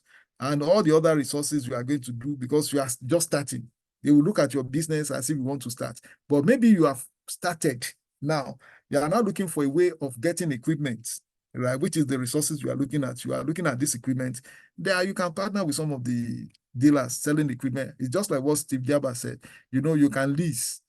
There's another way you can lease equipment and say, okay, I'm having this project. Let me lease from this social person. We use it for this time, and we pay from the proceed of your project also. These are things you can do. You can lease, you know, so that with that also, you have to make sure that you are saving. Very important. You also are denying yourself certain things. You want to buy a car, buy the car that can suit your purpose for that moment. You don't need to buy a Mercedes car, you know. So these are the things, so that you now save for future and have something to buy all those equipment, you know, so you can boast of it, you know. So these are the, but for anybody to come up and say, okay, they want to give you money to start a new business, it might be a bit difficult, let me be frank, except you want to do production. You know, that's what I mean by Bank of Industry. You want to do production. And so all those banks are there. They are there to assist you. They evaluate what you want to do. They look at your sales formula that you can make return quickly. And it works. Sorry. So that's just it. Awesome. Thank you so much, sir. Yeah. And I want to say a very big thank you to all our speakers. So I would go to Surveyor Olumide right now to give us a short final comment. Short comments in less than 1 minute or 30 seconds. In less than 30 seconds. Your final comments, sir. Building a practice, corporate or solo, takes time. It takes discipline. It takes perseverance. Not all money you make is your money. And what the client is most interested in is the experience. It's the experience that will always bring them back. So always put your client first. Put your integrity out there in front. Wear it like an agbada that you are sure of. And if you have the patience and you're ready to put in the work, success is sure to follow. That's my parting statement. Thank you. Thank you so much for that wonderful parting statement. And with this, we have come to the end of today's session. But before we go, I would like to hand over to the chairman of the International Affairs Committee of Lagos State chapter of Young Surveyors Network, in person of Surveyor David Elegbede. Sorry for that. Sorry for murdering your name. Surveyor David, you have the floor, sir.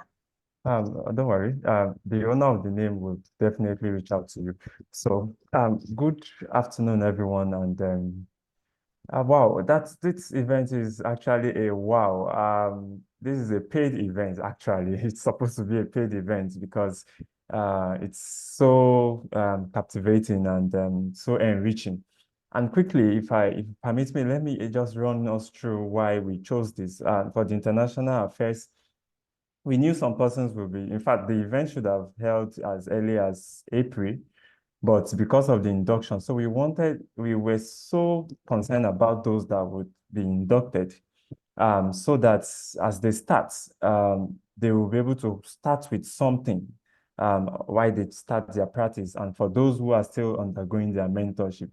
And in the selection of speakers, we needed to blend people who we could trust their handwork, and also, the way Xavier Ofeko was able to connect the dots. That was actually the role, and thank God he was able to get it.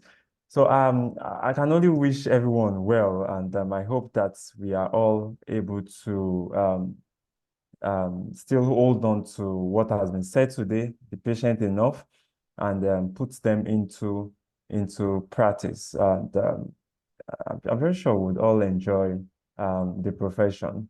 Thank you, everyone. And again, thanks to the team who stood the ground to assist, and also thanks to the member of executive of ISN Lagos for this opportunity for us to serve. We appreciate. And please do have a wonderful holiday and have a wonderful afternoon. Thank you very much. Thank you so much, Xavier David, for that vote of thanks. And my name remains Sarah Peter Deoye, and it has been an honor to be your host in today's webinar session. Thank you so very much for attending and for learning and for the opportunity to serve. Thank you so much, and do enjoy the rest of your day. Bye. Bye, everyone. Right. Bye. The pipes are